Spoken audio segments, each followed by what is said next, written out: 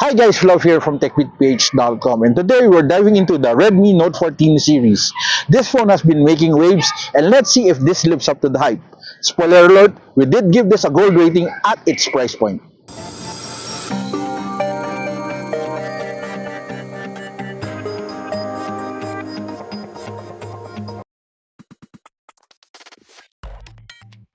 First off, let's talk about the design.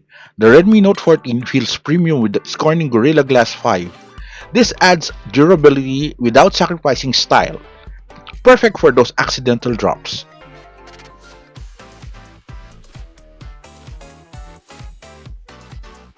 Now, let's dive into the camera. The 108 megapixel AI camera system is a game changer.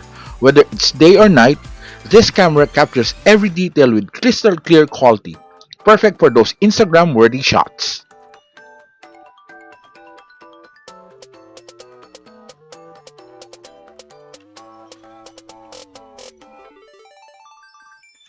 Under the hood, the Redmi Note 14 is powered by a MediaTek Helio G99 Ultra.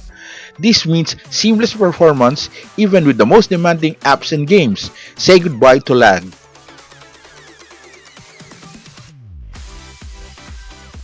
The 120Hz eye care display is another standout feature. It's smooth, vibrant, and easy on the eyes. Whether you're gaming, streaming, or browsing, this display has you covered.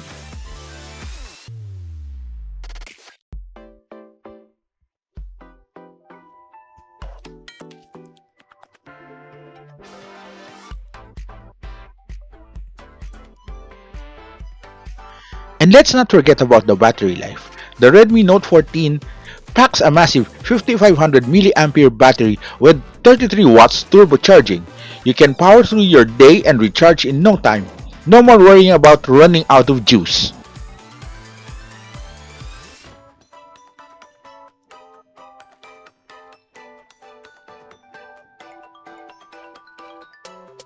Security is also top-notch. With the secure in-screen fingerprint sensor, it's fast, reliable, and keeps your data safe.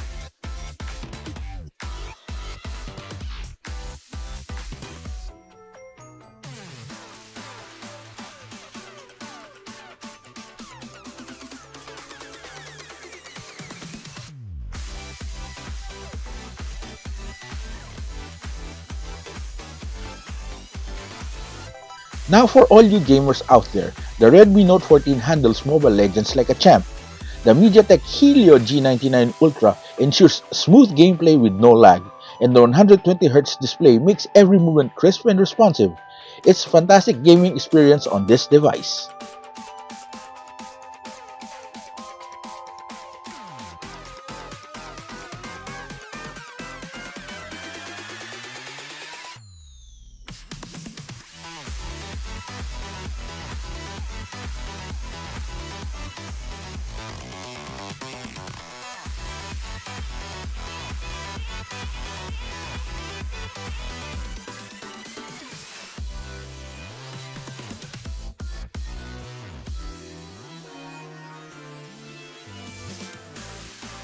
The Redmi Note 14 is an all-arounder, from its camera to its display, battery and performance.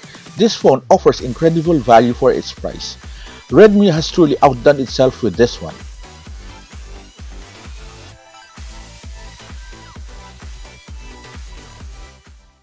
That's it for today's real-world review of the Redmi Note 14 series. Don't forget to like, subscribe, click that notification bell icon for more updates coming from techbeatph.com. And as usual, tech enthusiasts, keep tech exploring.